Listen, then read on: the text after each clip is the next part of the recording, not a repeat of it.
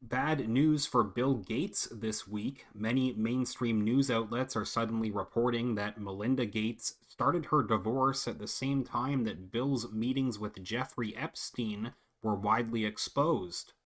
An article posted earlier today at Zero Hedge asks, has the mainstream media finally turned against Bill Gates? This link between Epstein and the timing of Bill Gates' divorce was highlighted in the Wall Street Journal on Sunday. Many other mainstream outlets have also brought up the story over the past 24 hours. Documents obtained by the Wall Street Journal show the couple negotiated their divorce throughout the pandemic. This Zero Hedge article includes a quote that says Miss Gates consulted with divorce lawyers roughly 2 years before she filed for divorce from Mr. Gates, saying their marriage was irretrievably broken, according to people familiar with the matter and documents reviewed by the Wall Street Journal. As the Daily Beast also reported, tensions in their marriage can be traced back to a New York Times report claiming that Gates had met with Epstein several times, and that he had once stayed late into the night at Epstein's Manhattan townhouse. Their meetings, according to Gates' people, reportedly focused on issues of philanthropy. The pair first announced their split a week ago, and since then the world has been waiting to learn more about how they plan to split their $130 billion plus fortune. This article continues, but what's almost more notable than the details reported by the Wall Street Journal and the Daily Beast is the fact that the mainstream media seems to be jumping on the story that Bill Gates' relationship with Jeffrey Epstein directly led to the dissolution of his marriage. They include this tweet saying, pretty interesting that every major outlet is covering this story. Zero Hedge explains that this is a big deal because, as we reported more than a year ago, Bill Gates and the Gates Foundation have built up one of the world's most formidable media manipulation machines to help silence Gates' growing chorus of critics. Here is a snippet from a Columbia Journalism Review story on how Gates manipulates the press. They say Gates' generosity appears to have helped foster an increasingly friendly media environment for the world's most visible charity. 20 years ago, journalists scrutinized Gates' initial foray into philanthropy as a vehicle to enrich his software company, or a PR exercise to salvage his battered reputation following Microsoft's bruising antitrust battle with the Department of Justice. Today, the foundation is most often the subject of soft profiles and glowing editorials describing its good works. During the pandemic, news outlets have widely looked to Bill Gates as a public health expert on COVID, even though Gates has no medical training and is not a public official. PolitiFact and USA Today, run by the Poynter Institute and Gannett, respectively, both of which have received funds from the Gates Foundation, have even used their fact-checking platforms to defend Gates from false conspiracy theories and misinformation, like the idea the foundation has financial investments in companies developing COVID vaccines and therapies. In fact, the foundation's website and most recent tax forms clearly show investments in such companies, including Gilead and CureVac.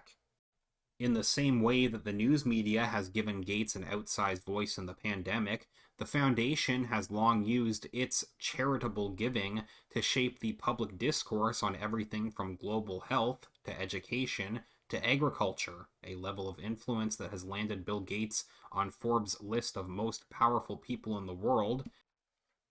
Speaking of which, I'm sure some may have already seen this story. Earlier this year, Bill Gates officially became America's biggest owner of farmland. Back to Zero Hedge again, they point out how Gates' ties to Epstein are much deeper than a simple pre-arranged meeting or two on the subject of philanthropy. The Daily Mail once reported that Gates was a guest aboard Epstein's plane. Then, when confronted about this, a representative for Gates said he wasn't aware the plane belonged to Epstein. Meanwhile, employees of the Gates Foundation also visited Epstein's mansion on multiple occasions, while Epstein also, quote, spoke with the Bill and Melinda Gates Foundation and J.P. Morgan Chase about a proposed multi-billion-dollar charitable fund, an arrangement that had the potential to generate enormous fees for Mr. Epstein, according to the Times. This article closes saying two of Gates' closest advisors developed close relationships with Epstein and later introduced him to Gates. Gates once said in an email that he found Epstein's lifestyle to be intriguing, though he immediately noted that it wouldn't suit him. With all this preamble once again coming out in the press, we can't help but wonder, is a Bill Gates accuser about to step forward? And even more recently, just in the last few hours, other mainstream news outlets have been digging into Bill Gates' past, painting a very different picture than how the media tried to portray him before. New article at the Daily Mail has details from an interview with Bill Gates' biographer James Wallace. In the interview, Wallace says that Bill Gates was not just a little computer nerd talking about his hard partying. He said a lot of Microsoft kids back then, they were young guys in pizza-stained t-shirts for 2 or 3 days working on software code.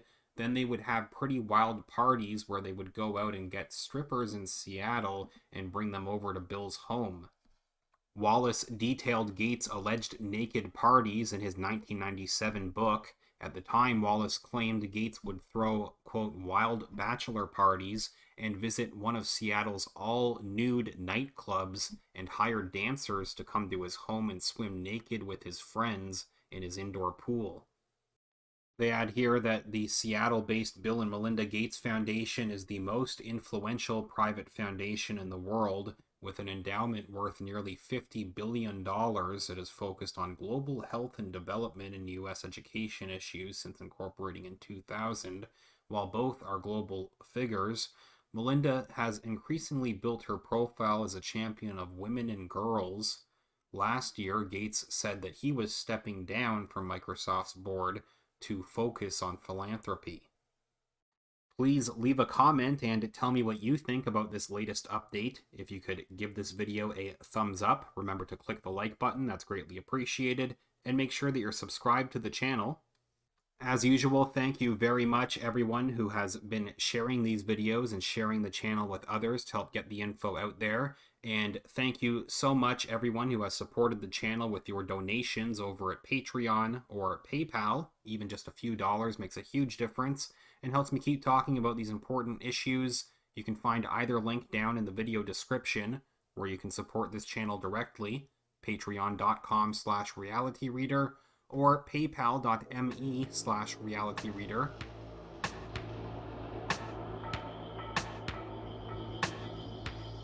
I will follow up soon. Thanks again.